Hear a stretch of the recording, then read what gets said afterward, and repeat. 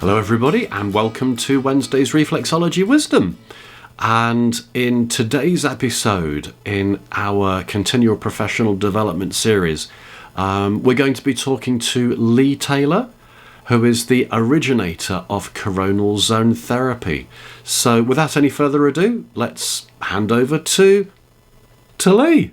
So hi Lee. So I'm really pleased to welcome you to Wednesday's Reflexology Wisdom in our CPD Continual Education Programme.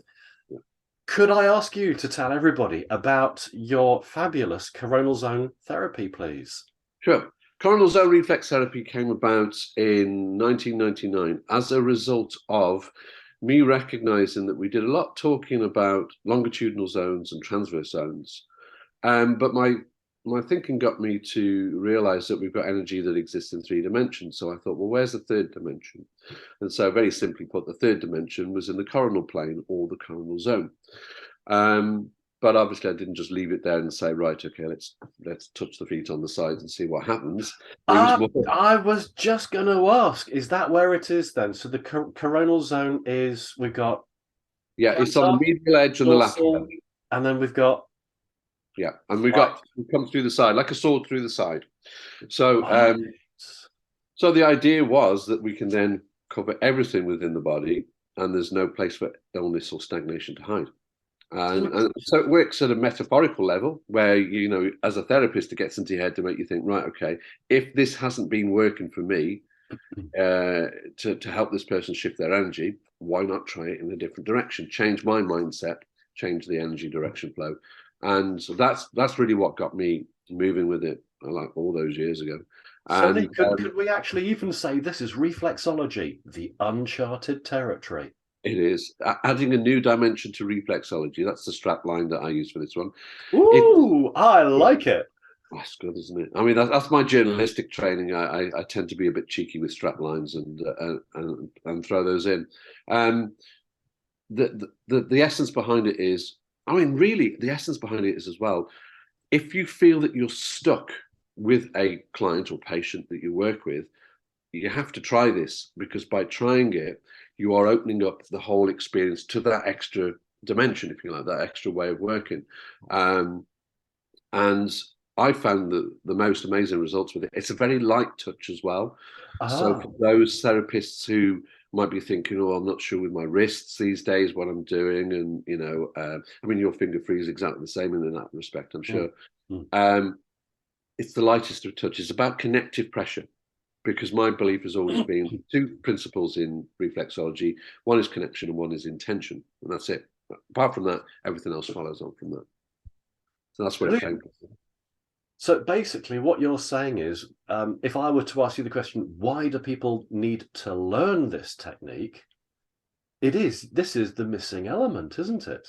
I believe it is. I believe it is, because if we are consistent in our approach to say, these are the reflex points on the feet, on the hands, because you can do it on the hands, but it's much better on the feet with a surface area, bigger surface area. If we say that we want to cover all these reflexes, we then need to look at the direction of flow of energy, because even direction of flow has got a meaning to it, you know. And those people who are stuck, and I use that word by saying that they're racking their brains and going, oh, I'm not getting it. I don't know why this person isn't, you know, moving. So this is the reflexologists that are stuck in their treatment. They're not getting the results they're looking for. Exactly, yeah. So by that, what tends to happen, and I've known this to happen over the 20 odd years that I've done it, is people have gone, oh, well, I'm no good at reflexology then. And that's not what it is, really. There's not that element of good and bad about being a reflexologist. It's about you working with people and you're working to get energy movement. That's all reflexology is energy in movement. And if we can help people move their energy around, that can help their healing process. So by moving it in the coronal plane or through the coronal zone as a therapy, which is why it's called coronal zone reflex therapy, what it does is it gives that boost, gives that extra push to people.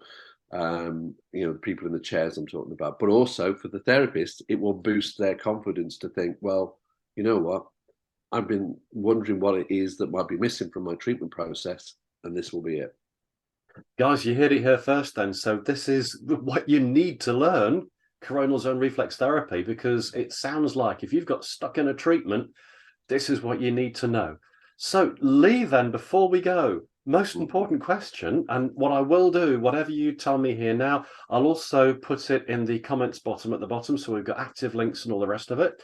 Where are you teaching? And is it just coronal zone therapy that you're going to be teaching? And how can people book? Okie dokie. So, with cooperation and in conjunction with my kind friend, who's the other side of the screen here, David, through Jubilee College, I've managed to secure venues in Cambridge, which is the 15th and 16th of April.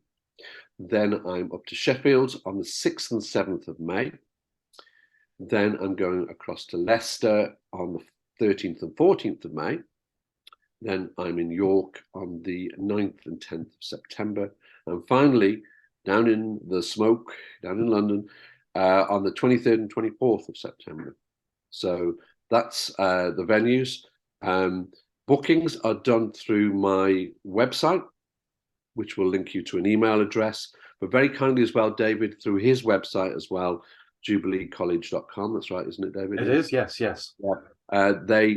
That's also been set up so you can actually get inquiries through to me to do the bookings as well via his website as well. So yeah, book now because places are starting to fill, and it's exciting because going out and being face to face with people as well, rather than doing online stuff. You know, it's been a long time in coming back, and I'm looking forward to it. I think that's actually an element that needs to be addressed on this little snippet here as well. You can't beat being with other reflexologists and getting that boost. It's somebody said a long time ago, and I'm thinking back to the baubles in your beard, Lee.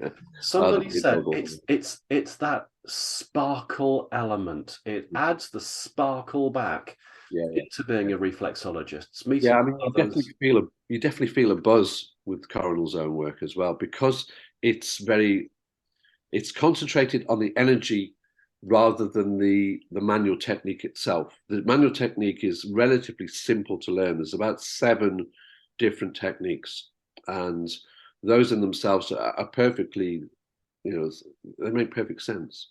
So that's the thing about that. But it's the energy that you feel as a practitioner as well as the person in the chair. That's the exciting thing. So I always say, get ready to feel the buzz, because you will do it. It's a real buzz that you get from it. What a wonderful way to wrap up this interview. Lee, thank you so much for explaining coronal zone reflex therapy to us. And, well, it sounds like it's an amazing course. Thank you very, very much, Lee. Thanks, David. Look forward to seeing everybody on the course then. So that was absolutely fascinating listening to Lee talking about coronal zone therapy. And I would imagine there's probably quite a lot of you out there that have never even heard about it before. So actually, if that's a good reason for going on the course, I don't know what is. So I hope you've enjoyed learning. I hope you have enjoyed this episode. And until next time on Wednesday's Reflexology Wisdom, stay well and stay safe.